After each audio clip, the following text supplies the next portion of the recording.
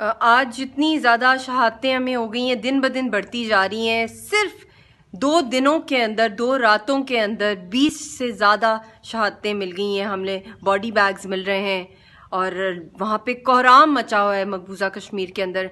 मैं अपील कर रही हूँ पाकिस्तानी नेशन से, पाकिस्तान की हर माँ से कि आपके भी वो बच्चे हैं जो वहाँ शहीद हो रहे हैं, जो सिसकियाँ, जो आहें, जो चीखें, जो चीखो पुकार हो रहा है, जो जुल्म हो रहा है हमारे ऊपर। हमारा क्या कसूर है? हम आज़ादी मांग रहे हैं, हम हिंदुस्तान का हिस्सा नहीं है। हिंदुस्तान की जो दहशत गर्दी है वो दिन ब दिन बढ़ती जा रही है। इस दहशत गर्दी को रोकने में आप लोग हमारा साथ दें, निकलें बाहर, सड़कों पर निकलें, एहतजाज करें, दुनिया भर को ये बताएं कि आप कश्मीरी कौम पे जुल्म बर्दाश्त नहीं करेंगे और उसको रोकने में हमारा साथ दें, हमारी आवाज बने। हमारी और कितनी लाशें चाहिए कि तब दुनिया रियलाइज करेगी? यूनाइटेड नेशंस कहां सो रहा है?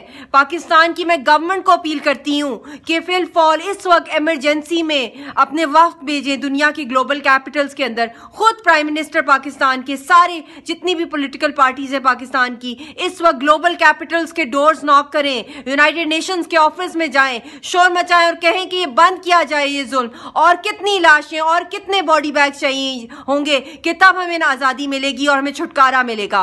और जो एक वैशी, एक जानवर, एक दरिंदे की तरह बन गया है हिंदुस्तान, इसको, इसकी जो प्यास है हमारे खून की, वो बुझती ही नहीं है। दिन ब दिन वो हमें और से और जुल्म बढ़ा रहा है। हमारी सारी